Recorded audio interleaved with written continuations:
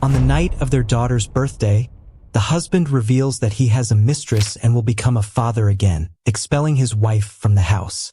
Shortly after, he finds her and is shocked when, on a cold autumn morning, Sarah meets a kind stranger in a cafe, changing the course of her day. But as she prepares for her daughter's birthday party, a devastating revelation turns her world upside down. It was a cold autumn morning, and Sarah was immersed in preparing for her daughter Emily's 7th birthday party. The day was filled with tasks, buying balloons, decorations, and the much-anticipated unicorn cake. Sarah was exhausted, but the thought of seeing the joy in Emily's eyes kept her going. The morning flew by in a flurry of errands. However, as she finished the last of her shopping, Sarah felt the need for a break. She decided to stop at a small cafe she often visited. The aroma of fresh coffee and freshly baked bread was comforting, and she chose a table by the window to watch the bustle of the city center. Sitting there, lost in thoughts of the party, Sarah felt a rare sense of tranquility. "I need this moment," she thought, sipping her hot coffee and watching the hurried passers-by outside. While absorbed in her thoughts, a man approached, asking for permission to take the chair from the next table. "Sure, go ahead," Sarah said, not paying much attention. Moments later, as she hurriedly got up, still thinking about her errands, she bumped into the same man. The hot coffee spilled on her clothes, leaving a large stain. "Oh, I'm sorry. I didn't mean to," the man began, clearly embarrassed. Sarah looked at him, surprised, but tried to stay calm. "Don't worry, it's just an accident," she replied, forcing a smile. The man, visibly remorseful, insisted, "Please, let me pay for the cleaning. I can't believe I did that." Touched by his concern, Sarah responded, "No need. It's okay. It happens." They both laughed, easing the tension. "My name is John, by the way. I'm really sorry about this," he said, still looking guilty. "I'm Sarah. I guess we all have our clumsy moments," she replied, trying to be kind. Despite the uncomfortable incident, Sarah felt an unexpected lightness. They chatted briefly, and John mentioned he was only in town for a business meeting. Sarah talked about Emily's birthday party and how excited she was to see her daughter's happiness. "It's amazing how little moments can mean so much, isn't it?" John said with a smile. Sarah agreed, feeling an odd connection with him. As they said their goodbyes, John added, "I hope the rest of your day goes well and that your daughter has a wonderful party." Sarah smiled, thanking him. "Thanks, John. It was a pleasure meeting you, despite the small mishap." She got into her car, reflecting on the encounter. It wasn't just the coffee spill, but John's kindness that surprised her. Maybe today isn't so bad after all, she thought as she drove home. At home, Sarah changed clothes and dove into the final party preparations. She set up the balloons, prepared the party favors, and organized the decorations. As she worked, John's concerned expression and kindness kept lingering in her mind. There was something comforting about that brief encounter, something that made her feel that despite the challenges, good things could still happen. The house was filled with vibrant colors and unicorn decorations. Sarah had worked hard to create Emily's dream environment, and the radiant smile on her daughter's face when everything was ready was the best reward. The children began arriving, filling the house with laughter and joy. However, behind her dedication to the party, Sarah felt a shadow of worry.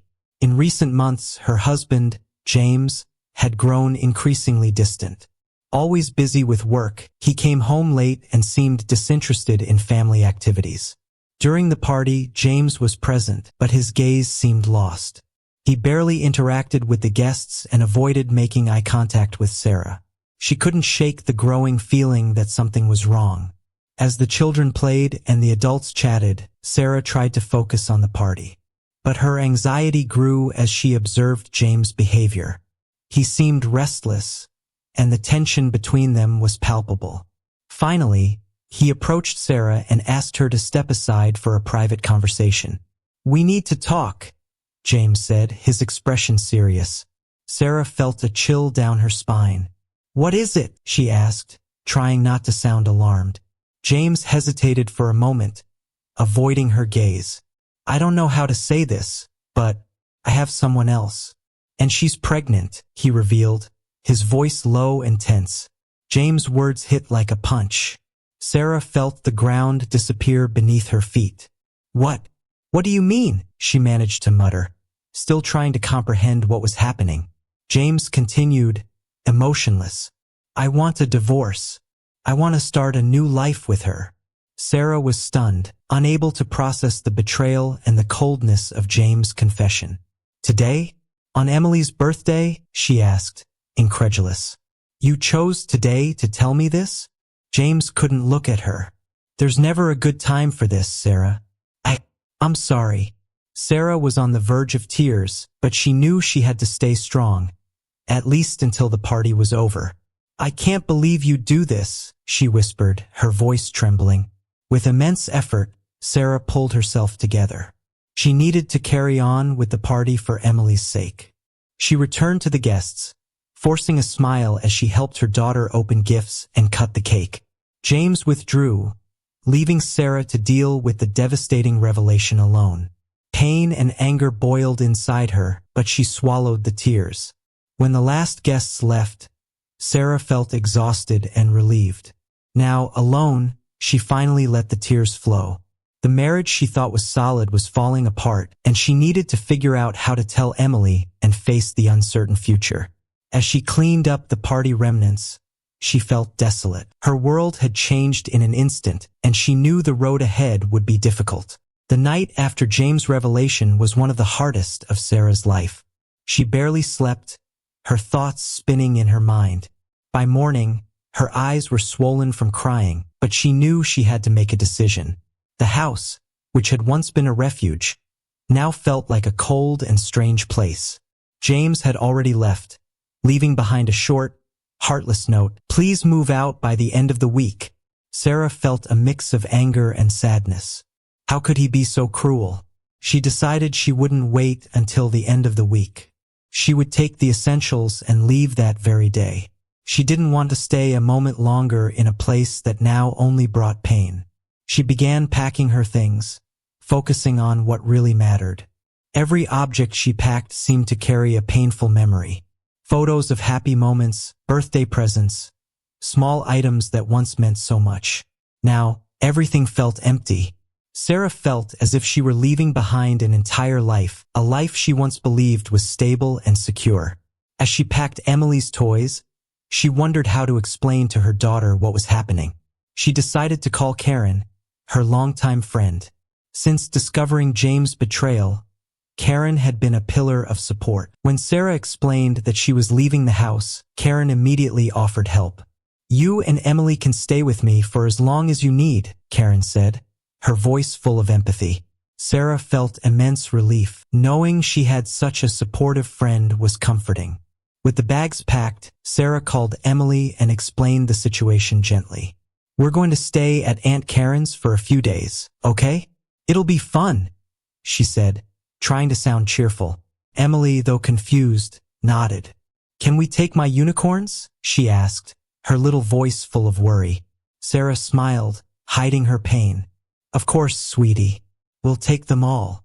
On the way to Karen's house, Sarah tried to stay calm. Emily was quiet, holding one of her favorite toys. Sarah felt a growing sense of anguish but knew she needed to be strong for her daughter. They arrived at Karen's house and were welcomed with a warm hug. Karen, always practical and loving, helped Sarah settle in and tried to ease the tension. "I don't know how I'm going to do this, Karen," Sarah confessed once they were alone. Everything changed so suddenly. And James, he was so cruel. Karen held Sarah's hand, looking at her firmly. "You're strong, Sarah. You'll get through this, and I'll be here to help with whatever you need." Sarah felt the tears well up again. "Thank you, Karen. I don't know what I'd do without you." While Emily played with Karen's children, Sarah and her friend talked at length. Sarah opened up about her fears and worries for the future. Karen listened attentively, offering words of comfort and encouragement. "You'll find a new place to live, a new start. And I'll always be here for you," Karen said with a reassuring smile. Despite Karen's support, Sarah knew the journey ahead would be tough. She needed to find a new home, a job, and, above all, a way to heal her broken heart. But at that moment, surrounded by people who loved her, she felt a small spark of hope. She knew the road wouldn't be easy, but she was determined to move forward. The following days were a mix of emotions and challenges. With Karen's help, Sarah quickly found a job at her friend's company. It was an administrative position, which, though not glamorous, provided the financial stability she needed to start over. Sarah threw herself into work, seeing it as a way to distract her mind and begin rebuilding her self-esteem. Establishing a new routine brought some normalcy back to Sarah and Emily's lives. Life at Karen's house was cozy, but Sarah knew she needed to find a place of her own. She wanted a home where Emily could feel safe and happy. The search for a new house was filled with ups and downs, but after a few weeks, Sarah found a small, charming place in a quiet neighborhood. The house wasn't big, but it had a cozy garden and a spacious kitchen. Sarah felt an immediate connection to the place. "We can start over here," she thought. She decided that this would be their new home. Karen helped with the move, and Sarah made sure to involve Emily in every step of the process. "What color do you want for your room, my love?" she asked as they looked at paint samples. "Pink, and with glowing stars," Emily replied excitedly. As they painted the walls, Sarah felt a sense of renewal. Each brushstroke seemed to wash away the wounds of the past. Emily, with her contagious joy, turned her room into a magical space full of drawings and unicorn stickers. "I love this place, Mommy," she exclaimed, radiant. Sarah smiled, feeling relieved to see her daughter so happy. The new house quickly became a home. The nights were filled with laughter, movies, and playful moments. Sarah began to feel a peace she hadn't experienced in a long time. Although there were still moments of sadness and uncertainty, she was starting to find a new balance. Therapy sessions helped her process her emotions and strengthen her resilience. At work, Sarah quickly stood out for her efficiency and dedication. Her skills were recognized, and soon she received a promotion, which allowed her to provide a more comfortable life for Emily. With the pay raise, Sarah indulged in small luxuries she hadn't enjoyed in a long time. A new beginning, she thought as she bought some decor items for the house. One sunny morning, Sarah decided to revisit the cafe where everything had begun to change. She felt nostalgic and wanted a moment to reflect on how far she had come. As she entered, she was greeted by the familiar smell of coffee and sweets. She chose a table by the window, as she had last time, and let herself be carried away by memories. To her surprise, she spotted John sitting at a nearby table, engrossed in a book. Sarah hesitated for a moment but decided to approach him. "Hi, John. Do you remember me?" she asked with a shy smile. John looked up, surprised, but soon smiled. "Sarah, of course I remember. How are you?" They started chatting about the coffee incident and what had happened since then. John explained that he was in town again for another business meeting and asked about Emily's birthday party. Sarah talked about the separation and how she was adjusting to her new life. John, with his calm and comforting voice, shared his own life experiences and how he too was looking for new beginnings. Sarah felt a growing connection with him, something that both surprised and comforted her. The reunion with John was unexpectedly pleasant. Sitting at the cafe table, they laughed about the coffee incident and talked about their lives. Sarah learned that John was a widower and the father of a little girl named Lily. "She's my world," John said with a sad smile. "I lost my wife 3 years ago, and since then, my priority has been taking care of my daughter." Sarah felt a wave of empathy and admiration for him. "It's not easy," she said, reflecting on her own struggles. "Life can turn upside down so quickly." John nodded. "Yes, and I think that's why we have to appreciate the small moments of joy. Like that coffee we spilled," he joked, making Sarah laugh. She felt at ease, as if she were talking to an old friend. As the conversation flowed, Sarah found herself sharing intimate details of her life, something she hadn't done in a long time. She talked about James' betrayal and how difficult it was to adjust to her new reality. I'm still learning to trust again, she confessed. John smiled, understanding. Trust is complicated, especially after everything.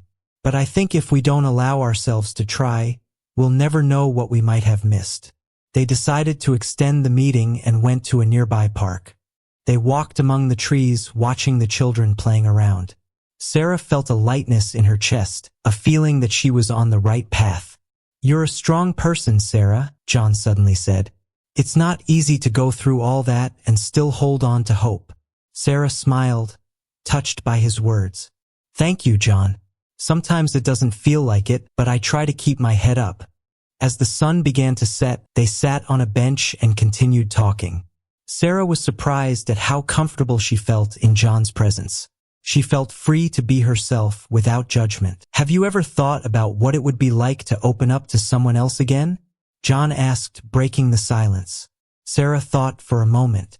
I think I have, but I'm afraid of getting hurt again.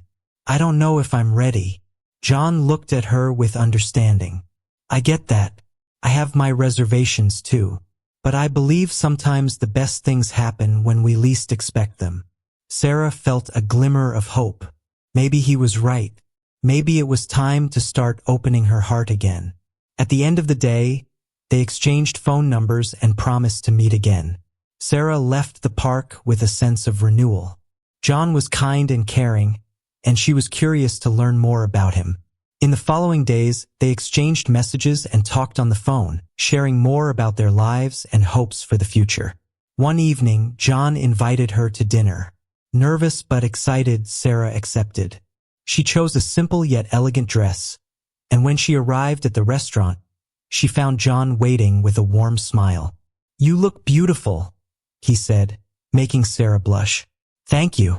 You look great too, she replied, smiling. The dinner was light and fun. They talked about movies, travel plans, and their life experiences. Sarah felt closer to John with every moment. After dinner, they went back to Sarah's house, where they continued their conversation on the porch. The night was clear and starry, and in a moment of silence, their eyes met. The kiss that followed was gentle and full of promises. Let's take it slow, okay? John said, pulling her gently closer. Sarah nodded, feeling a deep sense of peace. Yes, slow, she agreed, smiling.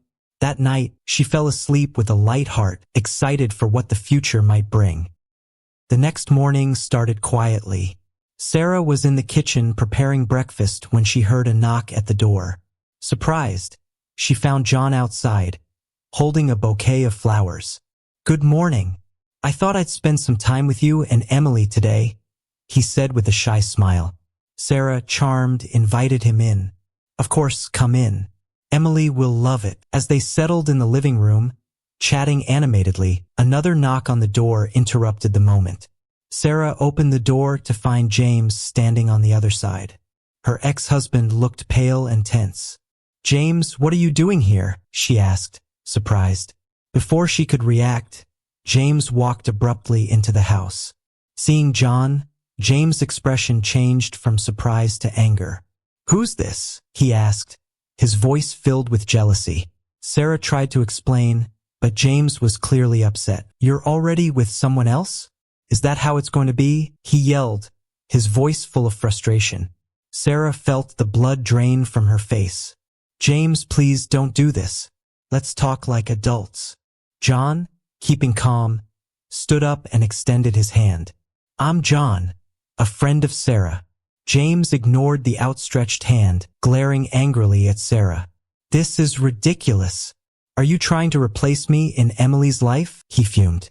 Sarah tried to stay calm, but before she could respond, James exploded. She lied to me.